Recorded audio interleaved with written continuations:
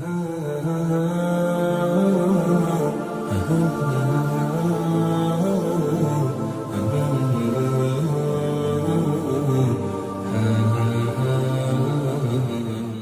اللہ الرحمن الرحیم نحمدہ ونصلی علی رسولہ الکریم اما بعد فاعوذ باللہ من الشیطان الرجیم بسم اللہ الرحمن الرحیم قال اللہ تعالی فی القرآن المجید سبحان الذی اسری بعبدہ صدق اللہ العظیم اللہم صلی علی سیدنا و مولانا محمد النبی الامی وعلی آلہ وسلم تسلیما۔ تمام تعریفیں اللہ رب العزت جل جلالہ کی جو پوری کائنات کا خالق و مالک ہے، رحمان ہے، رحیم ہے، قدوس ہے، عزتیں عطا کرنے والا، شفا عطا کرنے والا، زندگی اور موت کا مالک ہے، ہماری شارک سے زیادہ قریب ہے۔ کروڑوں درود و سلام نبی محترم صلی اللہ علیہ وآلہ وسلم کی ذات اقدس پر جو پوری کائنات کے لیے رحمت للعالمین ہے، خاتم النبیین ہے اور ہماری جانوں پر ہم سے زیادہ حق رکھتے ہیں۔ القرآن کے ساتھ آپ کا میزبان عابد حسین مصطفی آپ کی خدمت میں حاضر ہے، اور آج ہم گفتگو کریں گے نبی اکرم صلی اللہ علیہ وسلم کی معراج میں مشاہدات کے حوالے سے۔ معراج النبی صلی اللہ علیہ وآلہ وسلم قرآن مجید کے بعد دوسرا بڑا معجزہ ہے، اور قرآن مجید کے اندر اس کی وضاحت بڑی طویل انداز میں آئی ہے۔ معراج کی شب میں نبی اکرم صلی اللہ علیہ وسلم نے بہت سارے مناظر دیکھے ہیں، جس میں انبیاء اکرام سے ملاقات بھی ہوئی ہے، سدرۃ المنتہا تک بھی گئے ہیں، اللہ رب العزت جل جلالہ سے ملاقات ہوئی ہے، اور راز و راز کی باتیں بھی ہوئی ہیں۔ اس کے علاوہ جنت کو بھی دیکھا ہے، اور جنت میں رہنے والے اشخاص اور ان کے اعمال کا بھی مشاہدہ کیا ہے کہ جن کی بدولت سے وہ جنت میں ٹھہرنے کے مستحق ٹھہرے۔ اسی طرح جہنم کا بھی مشاہدہ آپ نے فرمایا ہے، اور جہنم میں جلنے والے لوگوں کا مشاہدہ کیا اور ان کے اعمال کو بھی دیکھا کہ جن کی بدولت سے وہ جہنم میں جانے کا سبب بنے۔ نبی اکرم صلی اللہ علیہ وآلہ وسلم نے ان جنت میں جانے والوں اور جہنم میں جلنے والوں کا مشاہدہ کرنے کے بعد اپنی امت کو بھی ان چیزوں سے آگاہ فرمایا ہے۔ اس کے علاوہ متعدد احادیث کے اندر بھی نبی اکرم صلی اللہ علیہ وسلم کے حوالے سے یہ بات ملتی ہے کہ خواب میں بھی آپ نے جنت اور دوزخ کا مشاہدہ کیا اور بہت سارے مناظر دیکھے ہیں۔ اور اس مغالطہ پر کچھ افراد یہ بات کرتے ہیں کہ معراج شریف بھی خواب کے اندر ہی کیا گیا ہے۔ یہ بات یاد رکھیے کہ نبی کا خواب بھی انسان کے لیے، مومنین کے لیے، مسلمانوں کے لیے بطور حجت ہوتا ہے، جیسے کہ حضرت ابراہیم علیہ السلام کے حوالے سے ہے کہ انہوں نے اپنے بیٹے کو ذبح کرنے کے حوالے سے خواب دیکھا اور اس کو پورا کرنے کے لیے کھڑے ہو گئے۔ اللہ تبارک و تعالیٰ نے ان کی آزمائش کو پورا ہوا دیکھا، اور اللہ رب العزت جل جلالہ نے ان کو آزمایا، خواب کے ذریعے سے دکھایا تھا تو انہوں نے پورا کر دیا۔ تو ظاہری بات ہے انبیاء کرام کی جو خواب ہوتے ہیں وہ بھی امت کے لیے بطور حجت ہوتے ہیں۔ اور یاد رکھیے جو خواب والی چیز ہوتی ہے وہ معجزہ نہیں ہوتی ہے، بطور دلیل وہ ہمارے لیے ہے، لیکن معجزہ ہمیشہ اسی کو کہا جاتا ہے جو انسان کی عقل کو عاجز کر دے۔ تو اس اعتبار سے معراج کا معجزہ جو ہوا ہے وہ آپ صلی اللہ علیہ وسلم کی ظاہری حیات، جاگتی آنکھوں اور جسم کے ساتھ ہوا ہے۔ یہی ہمارا عقیدہ اور ہمارا نظریہ ہے، وگرنہ خواب کے اندر تو عام انسان بھی وہ بہت سی جگہ پہ جاتا ہے، اور خواب انسان کے نفسیاتی بھی ہوتی ہے، شیطانی بھی ہوتی ہیں اور روحانی بھی ہو سکتی ہیں۔ نبی اکرم صلی اللہ علیہ وسلم نے اپنے خواب کے حوالے سے بھی بہت ساری چیزیں ہمیں بتائی ہیں۔ نبی اکرم صلی اللہ علیہ وسلم فجر کی نماز کے وقت اکثر بیٹھا کرتے تھے اور اشراق تک آپ وہیں پر تشریف فرماتے تھے، اور بہت سارے صحابہ کرام آپ کے پاس تشریف فرما ہوتے تھے اور آپ سے باتیں کیا کرتے تھے یا سوالات کرتے تھے۔ بعض صحابہ کرام اپنے خوابوں کا بھی ذکر کیا کرتے تھے، اور بعض دفعہ آپ صلی اللہ علیہ وآلہ وسلم خود بھی اپنے خواب بتا دیا کرتے تھے۔ حضرت سمرہ بن جندب رضی اللہ تعالیٰ عنہ روایت فرماتی ہیں، بخاری شریف کی حدیث ہے، نبی اکرم صلی اللہ علیہ وسلم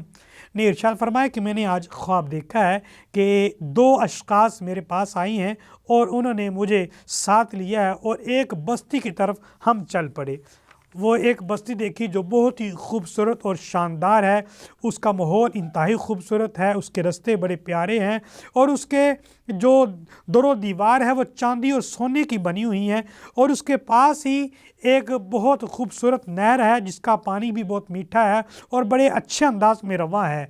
اور اس بستی کی بالکل اپوزٹ اور نہر کے دوسری طرف ہم دیکھتے ہیں کہ کچھ افراد آ رہے ہیں جن کے آدھے چہرے اچھے نہیں ہیں اور آدھے چہرے خوبصورت ہیں۔ میں نے پوچھا کہ یہ کون سی جگہ ہے اور یہ افراد کون سے ہیں، تو وہ خاموش ہو جاتی ہیں، یہاں تک کہ ان میں سے ایک شخص ان لوگوں کو بلاتا ہے نہر کی طرف۔ وہ آتے ہیں اور اس کے اندر چھلانگ لگاتے ہیں، جو ہی وہ نہر سے باہر نکلتے ہیں تو وہ اپنے چہروں کے اندر مزید خوبصورتی، ان کے چہروں کے اندر مزید خوبصورتی آ جاتی ہے۔ نبی اکرم صلی اللہ علیہ وآلہ وسلم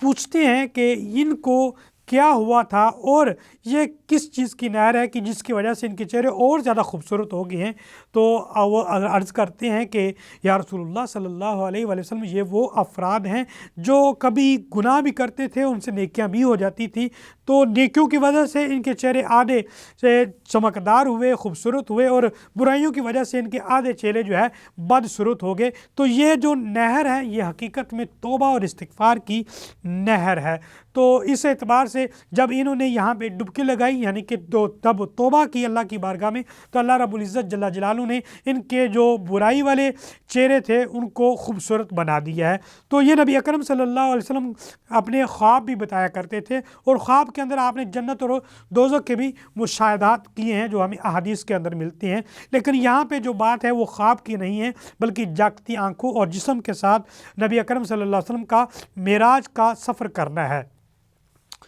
حضرت عبداللہ بن مسعود رضی اللہ تعالیٰ عنہ سے ہمیں روایت ملتی ہے کہ نبی اکرم صلی اللہ علیہ وآلہ وسلم نے ارشاد فرمایا کہ لقیت ابراہیم لیلۃ اسری بی، کہ میرا ایک دفعہ ملاقات ہوئی یعنی معراج کی رات میں ابراہیم علیہ السلام سے، فقال یا محمد اقری امتک منی السلام، تو انہوں نے کہا کہ اے پیارے مصطفیٰ جان رحمت، آپ میرا سلام امت محمدیہ کو پہنچا دیجئے۔ تو یہاں پہ ایک بہت بڑی بات ہے ہمارے لیے، بہت بڑا اعزاز والی بات ہے کہ حضرت ابراہیم علیہ السلام امت مسلمہ کو سلام بھیج رہے ہیں، اور آگے سے وہ ایک پیغام بھی دیتے ہیں، وَأَخْبِرْهُمْ أَنَّ الْجَنَّةَ طَيِّبَةُ تُرْبَةً، کہ فرمایا کہ جنت انتہائی خوبصورت اور احسن ہے اور اس کا پانی انتہائی میٹھا ہے، لیکن وَأَنَّهَا قِيعَانٌ، لیکن یہ چٹیل میدان ایک میدان کی طرح ہے، اگر اس کو سیراب کرنا چاہتے ہو تو پھر یہ تم اپنے اعمال کے ذریعے سے اس کو سیراب کر سکتے ہو، یعنی اس کو اچھا بنا سکتے ہو۔ ظاہری بات ایک شخص ہے وہ اگر کچھ مرحلے کا بھی مکان بناتا ہے تو اس کے لیے بہت زیادہ کاوش کرنی پڑتی ہے، اس کے لیے اینٹوں کی ضرورت ہوتی ہے، گارے کی ضرورت ہوتی ہے، سیمنٹ کی ضرورت ہوتی ہے، ریت کی ضرورت ہوتی ہے، اس کے علاوہ پھر کاریگر کی ضرورت ہوتی ہے، مزدوروں کی ضرورت ہوتی ہے، پھر وہ سارا کام کرنے کے بعد ایک کچھ منزل تیار ہوتی ہے۔ تو اگر انسان نے جنت میں جانا ہے تو جنت کو خوبصورت انسان نے خود بنانا ہے۔ یہ انسان کی زندگی ہے، اس کو اللہ تبارک و تعالیٰ نے انسان کو جو دیا ہوا وقت ہے یہ بہت بڑا اللہ تعالیٰ کی طرف سے نعمت ہے، تو اس کو فائدے کے طور پر استعمال کرتے ہوئے وہ اپنی جنت کو خوبصورت بنا سکتا ہے، یہ اس کے اوپر ڈیپینڈ کرتا ہے۔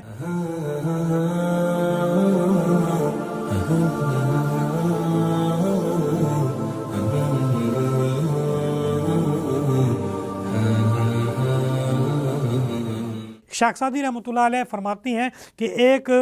جگہ ایسی تھی کہ جہاں پہ بادشاہ کو 1 سال رکھا کرتے تھے اور سال کے بعد اسے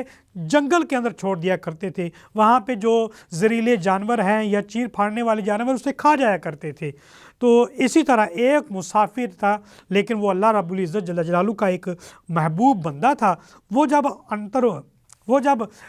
اس بستی کے اندر آتا ہے تو وہ اس کو پکڑ کر بادشاہ بنانے کی کوشش کرتے ہیں۔ وہ کہتے ہیں کہ میں تو ایک مسافر ہوں اور مسافر کو بادشاہ تو نہیں بنایا جاتا۔ کہا کہ ہمارا یہاں پہ ریتی رواج ہے کہ ہم نئے آدمی کو بادشاہ بناتے ہیں اور 1 سال کے بعد ہم اسے جنگل میں پھینک دیتے ہیں۔ تو پھر وہ اس نے کہا کہ چلو ٹھیک ہے، بادشاہ بننے کے لیے میں تیار ہوں، کیا میرا ہر حکم تم مانو گے؟ انہوں نے کہا بالکل مانیں گے۔ کہا کہ پھر جس جگہ پہ تم پھینک کے آتے ہو وہ جگہ کا مشاہدہ کروایا جائے۔ اس نے مشاہدہ کیا، مشاہدہ کرنے کے بعد جب دیکھا تو کہا کہ اس جگہ پہ سارے درختوں کو کاٹ دیا جائے اور وہاں پہ ایک خوبصورت محل تیار کروایا جائے اور اس کے ارد گرد بھی کچھ بستی بنائی جائے اور اسے پھولوں سے، پھلوں سے اور درختوں سے سجا دیا جائے۔ تو وہ 1 سال کے اندر اندر وہ سارا معاملہ ہوا اور ایک اس کی بہت بڑا بنگلہ بنا۔ تو جب سال مکمل ہوا تو کہا کہ مجھے لے چلو جہاں تم پھینکتے ہو۔ تو وہ حیران ہو گئے کہ وہاں پہ ہم لے کے جائیں جہاں پہ اس نے آلریڈی پہلے ہی ایک خوبصورت بنگلہ بنا رکھا ہے۔ تو اسی طرح انسان کی یہ زندگی ہے، اگر وہ چاہتا ہے کہ میرے آنے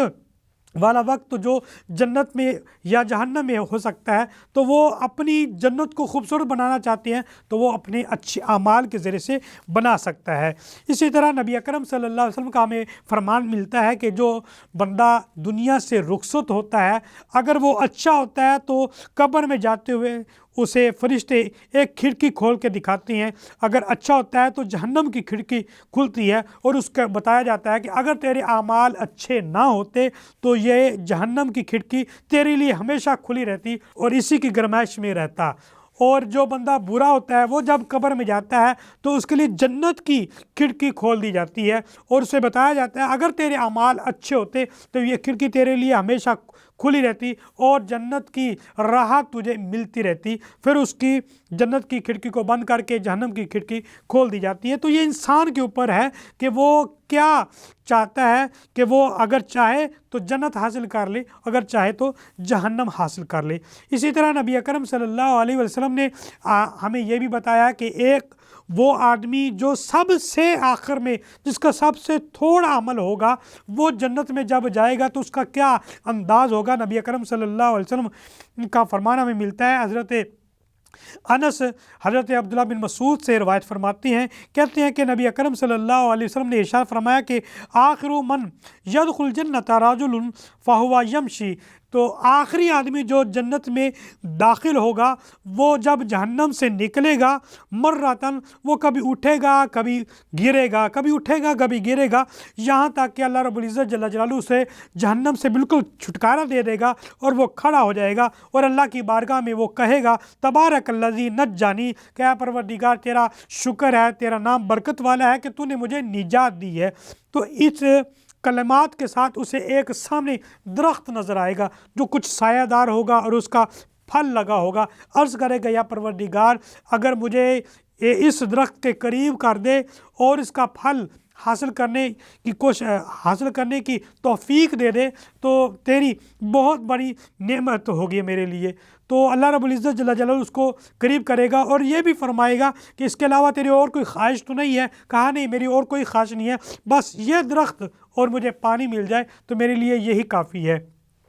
جب وہ سیر ہوگا تو اپنے سامنے ایک اور اس سے بھی بڑا اور خوبصورت اور پھلدار درخت دیکھے گا۔ اللہ کی بارگاہ میں عرض کرے گا یا اللہ پروردگار یہ درخت اگر مجھے مل جائے یا اس کا سایہ مجھے مل جائے، اس کے پھل مجھے مل جائیں تو میرے لیے بڑی اچھی بات ہو جائے گی، تو بڑا کریم ہے، مجھے اس درخت کے قریب کر دے۔ اللہ رب العزت جل جلالہ اس سے فرمائے گا تو نے تو وعدہ کیا تھا کہ مجھے اس کے علاوہ کچھ نہیں چاہیے۔ تو وہ اللہ رب العزت جل جلالہ سے عرض کرے گا تو کریم ہے، رحمان ہے، تو رحم کرنے والا ہے، اگر تو مجھے یہ عطا فرما دے تو یہ میرے لیے راحت کا سبب بنے گا۔ اللہ رب العزت جل جلالہ اسے بھی وہ بھی عطا کر دیتا ہے۔ پھر اسے ایک اور درخت نظر آتا ہے، تیسرا درخت نظر آتا ہے جو اس سے بھی زیادہ خوبصورت، گھنا اور اس کا پھل اس سے بھی زیادہ لذیذ ہوتا ہے۔ تو پھر وہی سوال کرتا ہے کہ یا اللہ یہ بھی مجھے عطا کر دے۔ اللہ تعالیٰ پھر فرمائے گا کہ تو نے وعدہ کیا تھا کہ مجھے اور کچھ نہیں چاہیے، یہاں تک کہ پھر یہ بات کرتے کرتے اس سے جنتیوں کی آوازیں آئیں گی۔ وہ کہے گا یا اللہ اگر اس لوگوں کی صحبت میں مجھے بٹھا دے تو بڑا کرم فرمانے والا ہے۔ تو اللہ رب العزت جل جلالہ اسے فرمائے گا کہ اگر تو کیا چاہتا ہے کہ تجھے کتنی جگہ دی جائے، کتنی بڑی جنت دی جائے، تو وہ اللہ کی بارگاہ میں عرض کرے گا جیسے تو بہتر سمجھتا ہے۔ تو اللہ تعالیٰ فرمائے گا جتنی دنیا ہے جہاں پہ تو گزار کے آیا زندگی،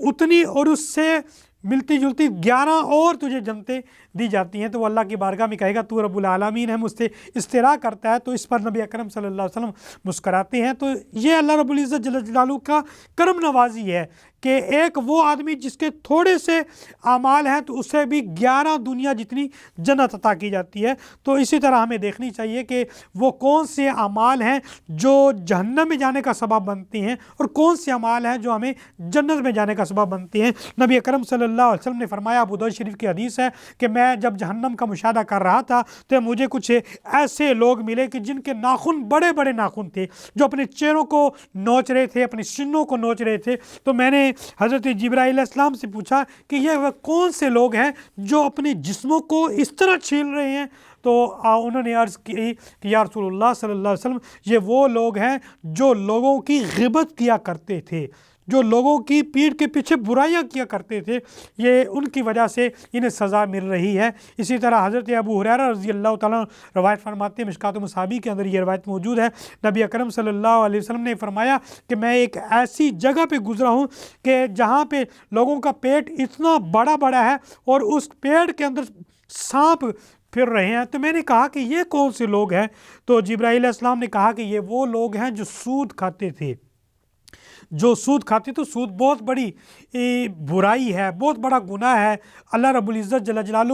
نے سود کھانے والوں کے خلاف جنگ کا اعلان کیا ہوا ہے۔ تو یہ لحاظ سے بھی دیکھنا چاہیے کہ یہ جہنم میں جانے والے ایک کام ہے۔ اسی طرح نبی اکرم صلی اللہ علیہ وسلم نے فرمایا کہ ایک شخص ہے جو لیٹا ہوا ہے اور دوسرا شخص بہت بڑا پتھر لے کے آتا ہے اور اس کے سر پہ مارتا ہے، اس کا سر کچلا جاتا ہے، پھر وہ پتھر گرتا گرتا کسی اور جگہ پہ جاتا ہے، اس کو لینے جاتا ہے تو وہ دوبارہ سر جڑ جاتا ہے، تو پھر وہ پتھر اس کے سر پہ مارتا ہے۔ تو جبرائیل علیہ السلام سے